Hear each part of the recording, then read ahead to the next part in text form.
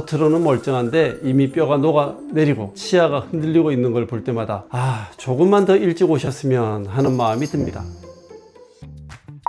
제가 얼마 전에 치과를 갔는데 아프다 안 아프다 해서 좀 물어봤는데 괜찮지 않죠?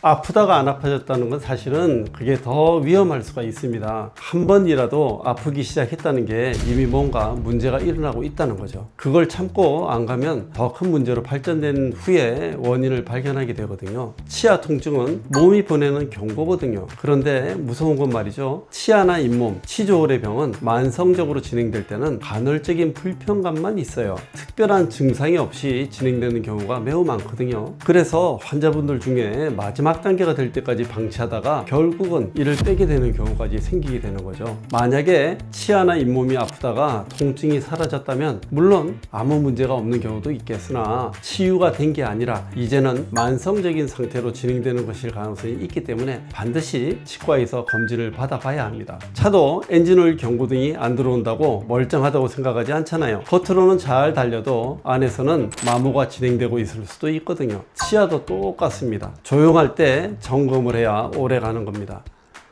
발치된 빈 공간을 그대로 두면 어떤 일이 일어날까요? 옆에 있는 치아들이 기울어지거나 틀어지게 됩니다. 치아들은 서로 기대어 서 있는 건물 같거든요. 기둥 하나가 빠지면 옆에 있던 치아들이 빈 공간 쪽으로 쓰러지듯이 기울어지거나 이동할 수 있다는 건데요. 이렇게 되면 치아 배열이 흐트러져서 보기에도 안 좋고 틈새가 벌어져서 음식물이 더 잘 끼고 칫솔질도 어려워지겠죠. 시간이 너무 경과하게 되면 임플란트를 하기 전에 치아 교정을 해야 되는 상황도 올 수가 있습니다. 이렇게 되면 비용도 시간도 더 많이 들 수 있겠죠. 그리고 씹는 기능과 턱관절까지 영향을 줄 수가 있는데요. 치아가 부족하면 음식물을 제대로 씹지 못하겠죠. 특히 어금니라면 씹는 효율이 크게 떨어져서 소화기관에 부담을 주고 영양 섭취에도 문제가 생길 수가 있습니다. 치아가 한쪽만 없으면 사람들은 무의식적으로 남아있는 쪽으로만 씹으려고 합니다. 이렇게 되면 씹는 힘의 균형이 무너져서 턱관절에 과부하가 걸리고 통증이나 잡음, 심지어는 두통까지 유발하게 되죠. 하지만 더 큰 문제는 큰 어금니가 없어진 경우인데요. 큰 어금니는 한쪽에 2개씩이 있는데요. 큰 어금니가 전체 치아 중에 깨무는 힘의 90% 정도를 담당하기 때문에 큰 어금니가 없어진 경우에는 남아있는 치아들이 씹는 힘을 견디지 못하고 서서히 무너지는 등 장기적으로 심각한 문제를 만들게 됩니다.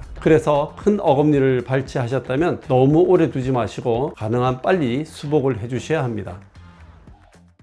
환자분들 중에 잇몸이 붓고 피가 나긴 하는데 아프진 않아요, 이렇게 말씀하시는 분들이 정말 생각보다 많거든요. 그래서 그냥 두고 보시다가 나중에 심해져서 오시는 경우가 정말 많습니다. 이것을 치주염이라고 하고 이 병의 흔한 증상 중 하나거든요. 치주염은 치아를 잡아주는 잇몸하고 뼈에 염증이 생겨서 잇몸뼈가 서서히 무너지는 병인데 문제는 이게 아프지가 않다는 거예요. 충치처럼 신경이 직접 자극을 받는 게 아니라 잇몸 안쪽에서 염증이 조용히 번지기 때문에 통증 신호가 거의 없어요. 그냥 못 느끼는 사람도 많아요. 그러다가 보니까 사람들이 괜찮겠지 하고 넘기게 되고 붓기가 조금 줄어들면 나은 줄 알게 되고 피가 덜 나면 회복된 줄 아는데 치주염은 절대로 그냥 치료가 되지 않습니다. 본인이 느끼지 못하는 순간에도 염증이 뿌리 쪽으로 퍼지고 잇몸뼈가 조금씩 녹아내리고 있는 거예요. 그래서 치주염은 겉으로 보기에는 멀쩡하지만 속에서는 조용히 잇몸뼈를 무너뜨리는 무서운 병이에요.